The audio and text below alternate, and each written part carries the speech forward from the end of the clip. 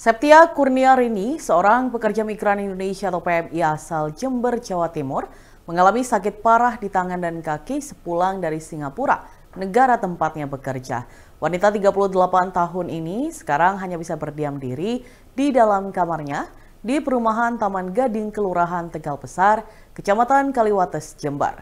Diketahui pekerja migran tersebut mengalami penyakit itu setelah menjalani operasi di Sengkang Hospital, Singapura pada 27 September 2024 lalu. Pada Jumat 20 Desember, Menteri Perlindungan Pekerja Migran Republik Indonesia Abdul Qadir Karding bersama Sekretaris Fraksi Gerindra DPR RI Bambang Haryadi serta Direktur Rumah Sakit Bina Sehat Jember Dr. Faidah mendatangi PMI itu di kediamannya. Terlihat tangan dan kaki tenaga kerja Indonesia tersebut kulitnya menghitam dan kaku. Bahkan perempuan ini tidak bisa beraktivitas setelah terkena penyakit tersebut. Ibu dengan dua putra itu kini dirawat oleh suaminya Wahyu Setiono. Menurutnya, sebelum mengalami penyakit ini, ia mengaku mengalami sakit bisul di bagian selangkangan. Kemudian ia meminta obat pereda nyeri ke majikan untuk mengatasi rasa sakit itu, namun tidak ada efek apapun. Ketika majikannya pergi ke Lombok, Rini mengaku berinisiatif periksa di klinik dekat tempat kerjanya di Singapura. Di fasilitas kesehatan itu, ia hanya diberi obat dan salep. Namun, tetap tidak ada perubahan. Akhirnya ia periksa di Sengkang Hospital. Di sana ia diminta untuk operasi karena dokter menyebut infeksi bisulnya sudah cukup parah. Saat itu pula ia mengaku langsung menjalani operasi di Sengkang Hospital Singapura sesuai anjuran dokter rumah sakit tersebut. Setelah operasi, Rini tidak sadar dan ternyata dalam keadaan koma selama 9 hari. Saat bangun dari koma, ia melihat tangan dan kakinya menghitam semua. Ia mengatakan saat itu tangan dan kakinya dalam kondisi dibungkus kain.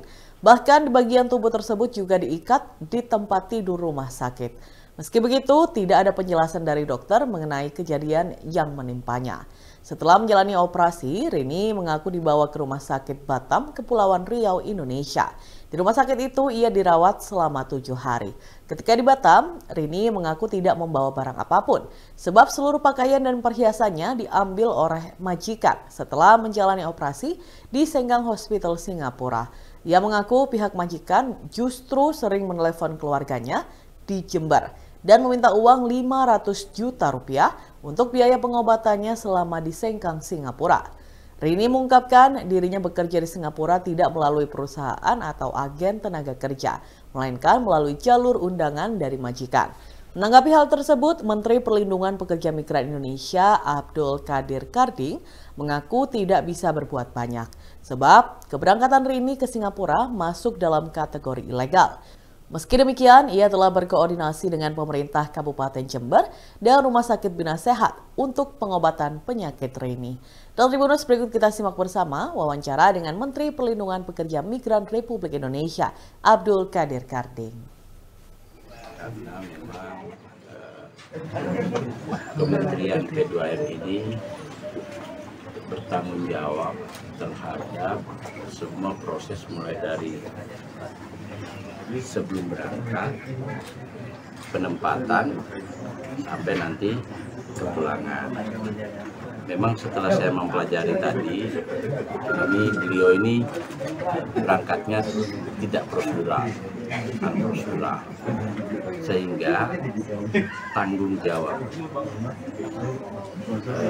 agensi atau majikan itu hampir tidak ada. Nah, oleh karena itu, ini saya kira edukasi bagi masyarakat Indonesia yang bekerja. Download Tribun X sekarang, menghadirkan lokal menjadi Indonesia.